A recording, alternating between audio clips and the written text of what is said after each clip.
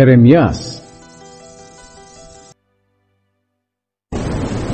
Ang mensahe tungkol sa Filistia.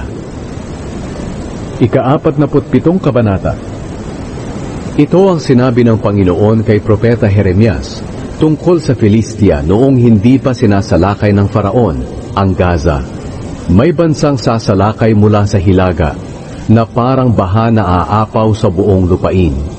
Wawasakin ng bansang ito ang lahat ng lungsod, pati ang mga mamamayan nito. Magsisigawan at mag-iiyakan ng malakas ang mga tao dahil sa takot. Maririnig nila ang ingay ng lagapak at mga yabag ng mga kabayo at mga karwahe. Hindi nalilingon ang mga ama para tulungan ang mga anak nila dahil sa takot. Sapagkat darating ang araw, nawawasakin ang lahat ng Filisteo pati ang mga kakampi nila na tumutulong sa kanila mula sa Tyre at Sidon. Wawasakin ng Panginoon ang mga Filisteo.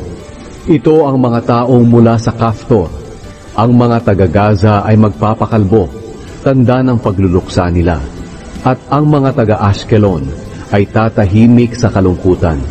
Kayong mga mamamayan sa kapatagan, hanggang kailan ninyo susugatan ang inyong sarili upang ipakita ang inyong kalungkutan? Nagtatanong kayo kung kailan ko ititigil ang pagpaparusa sa inyo sa pamamagitan ng espada ko. Sinasabi ninyong, ibalik ko na sa lalagyan ang espada ko at pabayaan na lang kayo.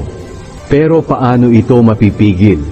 Dahil inutusan ko na ito na salakayin ang Ashkelon at ang mga naninirahan sa baybayin ng dagat.